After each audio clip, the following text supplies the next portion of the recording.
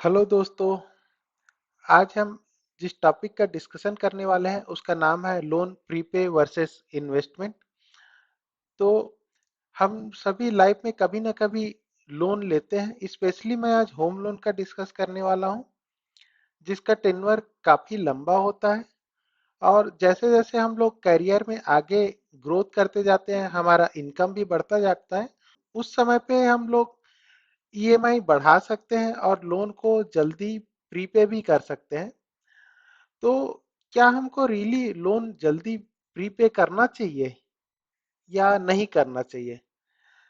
इसके बारे में आज हम लोग डिस्कशन करेंगे। Let's start. जैसा ये एक्सेल शीट है जिसमें ग्रीन बैकग्राउंड है जो कि एडिटेबल फील्ड है। मैंने इनिशियल लोन अमाउंट 50 लाख का लिया हुआ है और रेट ऑफ इंटरेस्ट 9% लिया हुआ है, जो कि करेंट टाइम के हिसाब से 9% रेट ऑफ इंटरेस्ट में लोन मिल जाता है। यहाँ पर मैंने टैक्स रिबेट भी कंसिडर किया है जो कि 60,000 है।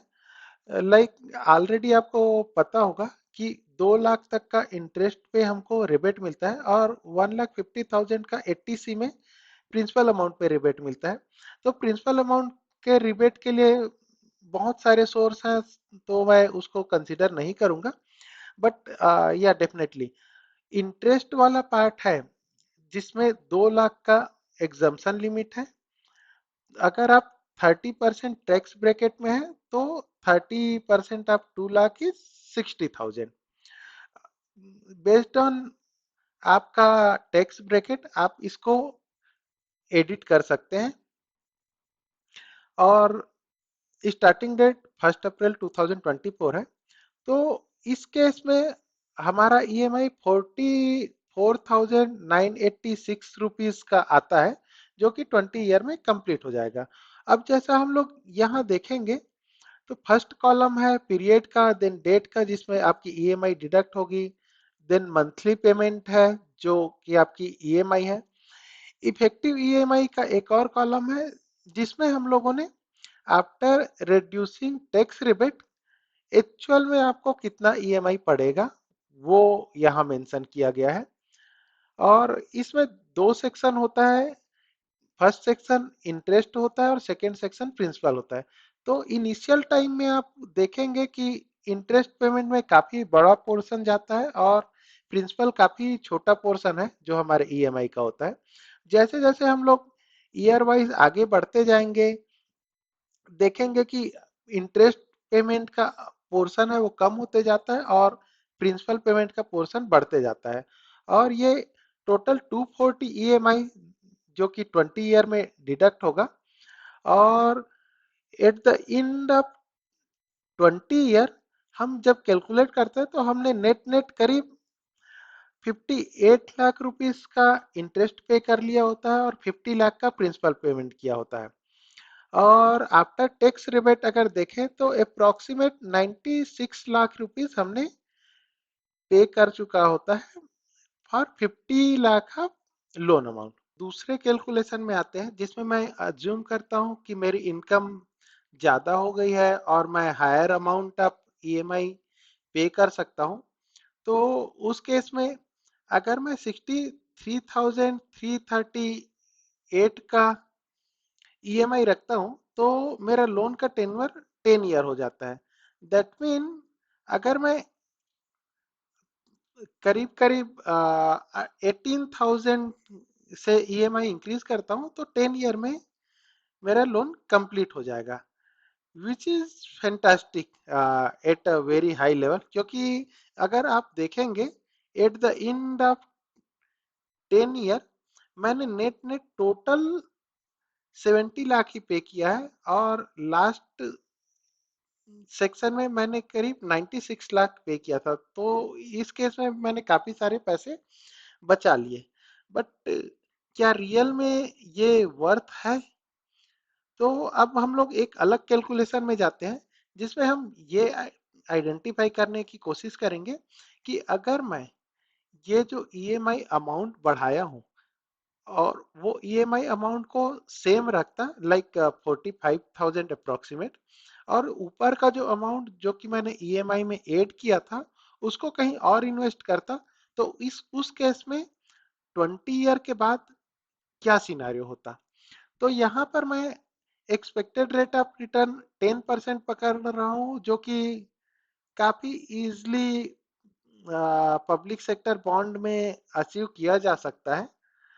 और अगर आप थोड़े रिस्क टेकिंग एपेटाइट रखते हैं, इक्विटी में इन्वेस्ट करते हैं, then definitely it may go higher side.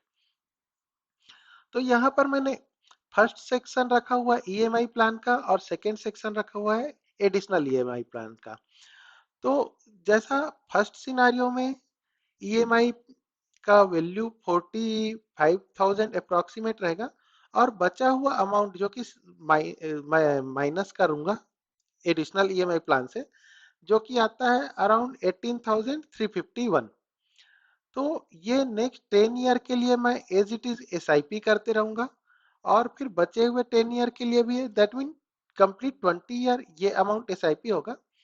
और सेकेंड सिनारियो में मैं क्या करूंगा कि जो ईएमआई है फर्स्ट 10 ईयर मैं 63,337 का रखूंगा, और आफ्टर 10 ईयर मैं यही एसआईपी अमाउंट को फर्दर इन्वेस्टमेंट में लगाऊंगा। तो finally after 20 year my corpus is approximate like 1 crore 40 lakh for EMI plan and 1 crore 30 lakh for additional EMI plan. That mean यहाँ पर मैंने करीब करीब 10 लाख लॉस किया अगर मैं अपना ईएमआई इंक्रीज करता हूँ। सो सारी चीजें डिपेंड करता है ये एक्सपेक्टेड रेट ऑफ रिटर्न पे, जो हम लोग यहाँ प्ले कर सकते हैं। जैसे यहाँ पर एक ब्रेक पॉइंट आता है, अगर हम लोग 9% लेते हैं, that mean there is a nothing lose और नथिंग विन। तो ये 9% is I would say break even point, जिसमें हम लोग ट्विक कर सकते हैं। और अगर ये मैं इक्विटी और थोड़ा हायर रिस्की एसेट में डालूंगा, अगर मैं 12% लेता हूँ, जो कि निफ्टी 50 का लास्ट 10 ईयर का अप्रोक्सीमेट रिटर्न है, तो उस केस में ये डिफरेंस थोड़ा और बढ़ जाता है। यहाँ पर करीब करीब 35 लाख का डिफरेंस आता है आफ्टर 20 ईयर। और अगर मैं इसको थोड़ा स्मॉल कैप, क्योंकि 20 ईयर का जर्नी काफी लंबा होता है, we can explore small cap and mid cap as well. अगर वहां पर जाते हैं तो रिटर्न अगर मैं 18% कैलकुलेट करता हूं, तो यहाँ पर काफी बड़ा डिफरेंस आ जाता है, जो कि मोर देन 2 करोड़ से भी ज्यादा का वेरिएशन आ जाता है। दैट मीन यहाँ पर काफी बड़ा डिफरेंस आ जाता है। तो हम इसके बेसिस पे ये डिसाइड कर सकते हैं कि does we really wanted to pay EMI early and investment later, और investment and EMI should go parallel. And I always recommend to have little bit risk, क्योंकि रिस्क लेंगे तभी लॉन्ग टर्म में आपका बड़ा कार्पस बन सकता है। मेरे ख्याल से थोड़ा रिस्क लेके रिटर्न हम लोग अगर इक्विटी में थोड़ा एक्सपोजर रख सकते हैं, तो 12 to 15% हम लोग इजिली अचीव कर सकते हैं। Then probably we can made a good corpus with the same amount and same EMI what we have. अगर आपको ये वीडियो पसंद आया, प्लीज लाइक करें, शेयर करें, सब्सक्राइब करें। और मैं ये एक्सेल आपको डिस्क्रिप्शन या कमेंट में ऐड कर दूंगा, तो आप इसको जाके आगे एक्सप्लोर कर सकते हैं। Thank you.